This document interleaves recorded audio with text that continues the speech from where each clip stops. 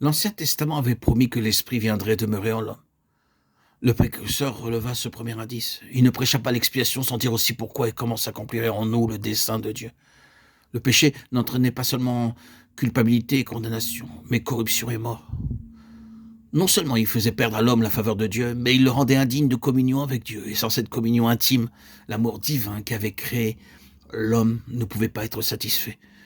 Dieu voulait réellement nous avoir tout à lui. Il voulait que notre cœur, nos facultés aimantes et tout ce qui constitue notre individualité lui fussent une demeure où put habiter son amour, un temple où il fut adoré. La prédication de Jean-Baptiste embrassait donc la rédemption tout entière, du commencement à la fin. Le sang de l'agneau devait purifier le temple de Dieu, rétablir son trône dans le cœur de l'homme. Mais ensuite, il ne fallait rien de moins que le baptême du Saint-Esprit, que son habitation dans le cœur pour satisfaire soit Dieu, soit l'homme. Jésus lui-même devait être le type de ce que produit ce baptême de l'Esprit.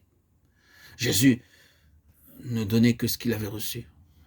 C'est parce que l'Esprit demeurait en lui qu'il pouvait baptiser du Saint-Esprit. Que signifie donc cette effusion d'Esprit descendant d'en haut pour habiter en lui? Jésus avait été conçu du Saint-Esprit.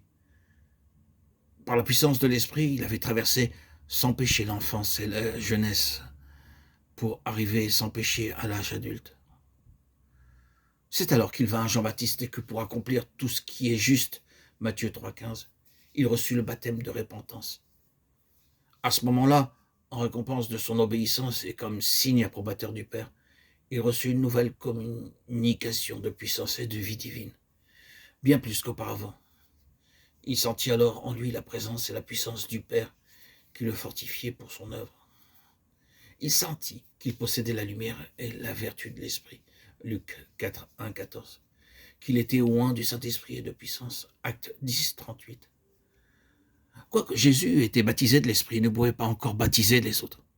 Il fallait d'abord que par la vertu même de ce baptême, il subit la tentation et qu'il la surmonta. Il fallait qu'il apprît l'obéissance, qu'il souffrit. Il fallait aussi que par l'Esprit éternel, il s'offrit en sacrifice à Dieu. Et alors seulement, il devait recevoir de nouveau pour prix de son obéissance le Saint-Esprit qui avait été promis. Acte 2, 33. Ainsi que le pouvoir de baptiser tous ceux qui lui appartiennent. L'exemple de Jésus nous montre ce qu'est le baptême de l'Esprit. Il ne s'agit pas là de la grâce divine qui nous appelle à nous donner à Dieu, à être régénérés et à chercher à vivre comme enfants de Dieu.